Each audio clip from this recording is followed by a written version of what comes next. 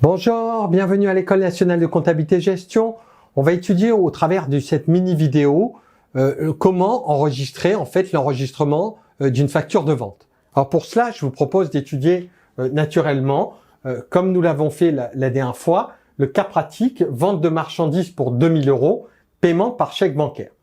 J'attire votre attention sur le fait que quand vous entendez le paiement par chèque bancaire, c'est manifestement le compte 512 qui est concerné par l'opération. D'autre part, le compte de vente de marchandises, c'est le compte 707.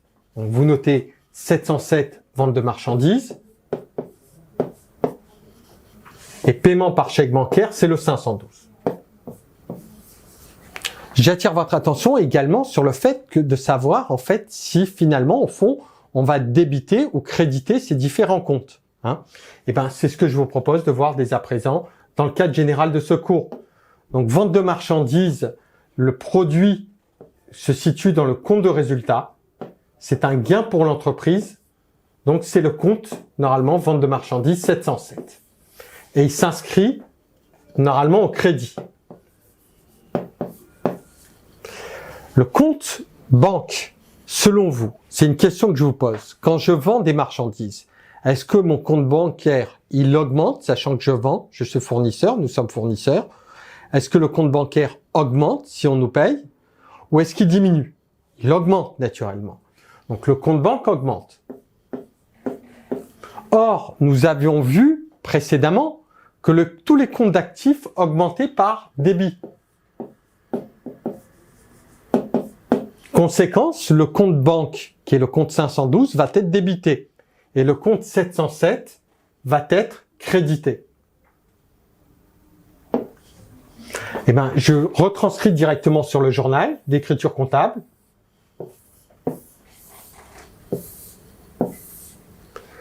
« 707 vente de marchandises et 512 banque. » Donc là, ici, c'est le débit et le crédit. On met les différents comptes. Les comptes à gauche, soit on les débite, soit on les crédite. Soit on les débite, soit on les crédite. Là, c'est une vente de marchandises, par exemple, pour 2000 €, pardon. Pour 2000 €. Donc, on met 2000 €. Si c'était 1000 €, on aurait mis 1000 €.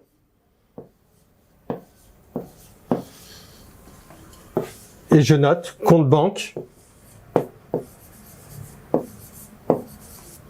et vente de marchandises. J'attire votre attention également sur le fait que vous avez dû voir, notamment, ça a dû vous percuter, en tout cas attirer votre attention, que j'ai commencé l'opération par le débit. Systématiquement, c'est un formalisme que l'on doit respecter. On commence toujours les opérations par le débit du compte concerné par l'opération. Et en l'état, en l'espèce, c'est le compte 512. On va faire un deuxième exemple d'application, vente de marchandises pour 1000 €, paiement à crédit. Vente de marchandises pour 1000 €. Si je vends des marchandises pour 1000 €, c'est le compte 707. J'espère que vous êtes d'accord avec moi. C'est ce qu'on vient de voir.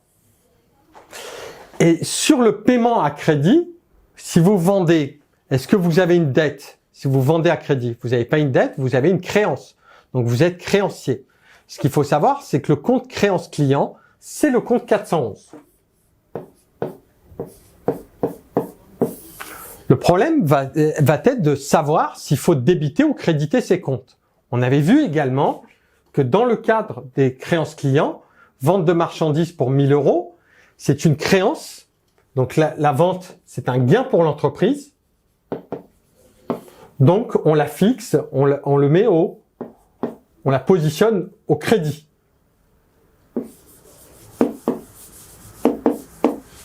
Mon compte, alors, quand on regarde l'énoncé, paiement à crédit. Donc mon compte créance, selon vous, sachant que tous les comptes d'actifs augmentent par débit, est-ce que tous les comptes d'actifs, s'ils augmentent, se positionnent au débit? Est-ce que selon vous, c'est une question que je vous pose, le compte créance augmente?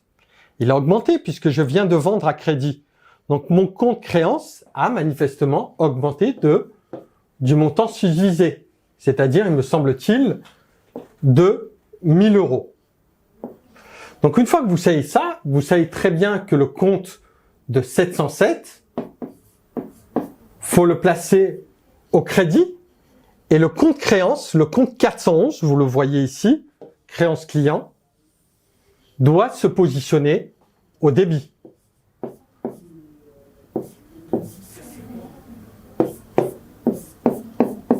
« 411 au crédit. Au débit, pardon. Le compte 411 se positionne au débit puisque forcément, il y a une vente et il a augmenté. Alors, naturellement, on va faire une correction de cet exemple. Donc, systématiquement, je pose mes différents comptes. Je mets débit-crédit sur le journal d'écriture comptable. Je positionne mon compte 707 qu'on a vu qu'on créditait suite à une vente. Et après, en fait, je mets vente de marchandises. Je le mets pour 1000 euros. Et je laisse la place ici pour positionner mon compte 411, créance client.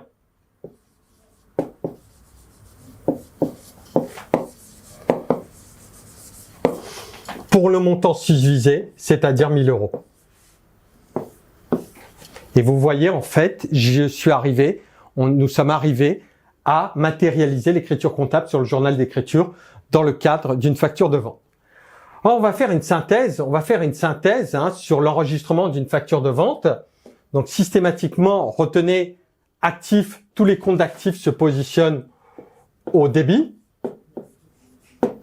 Si le compte augmente, et dans le cas contraire, ce sera au crédit. Tous les comptes de passifs se positionnent au crédit.